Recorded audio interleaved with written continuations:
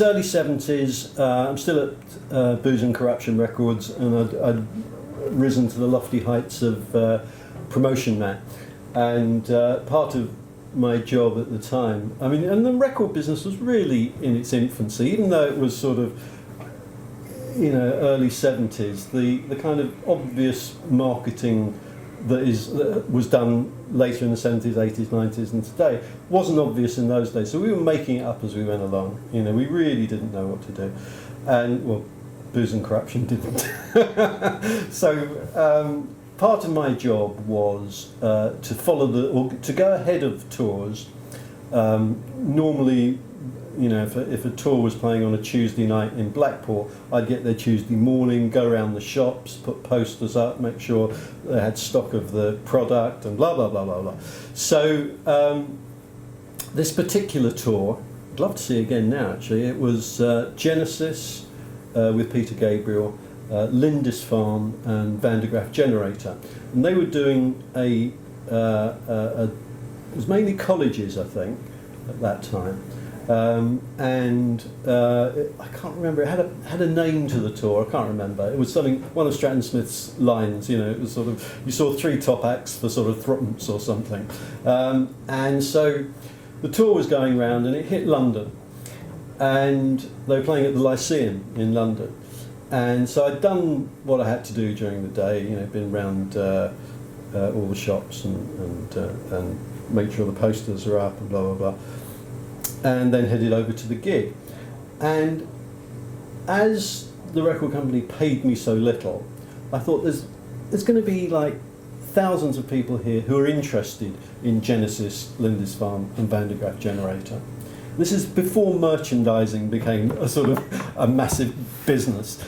In the back of my car, I've got hundreds and hundreds of posters saying Genesis, Lindisfarne and Van de Graaff Generator. And I thought, well, surely someone might want to buy one for $1 each or something.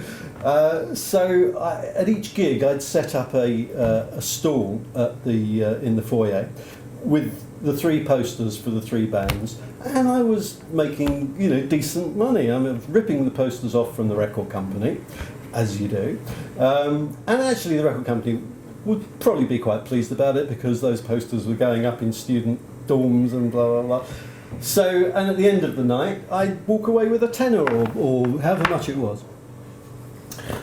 And we're doing the Lyceum, and the man who was head of B&C Records, a chap called Lee Gopthorpe, who's also unfortunately passed away, which is why I can tell this story now. He decides to come along to the gig with his young son, and the son was sort of 10 or something.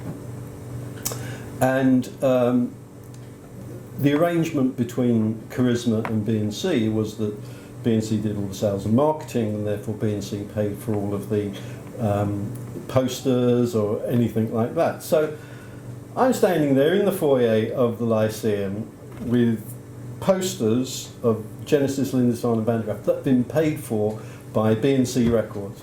The managing director of B&C Records walks in with his son, and he comes over to me, and I thought, oh my God, this is it. I get the sack. I'm out of the music business forever. It's been fun, you know, but bye-bye. And he strolls up to me and he goes, Lloyd, Genesis, Lindisfarne, Van de Graaff, how much are these posters?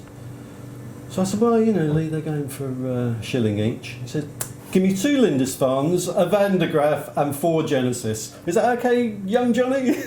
So he's buying from me the posters that he paid for, which I thought was a coup. And yeah, so that was a good one.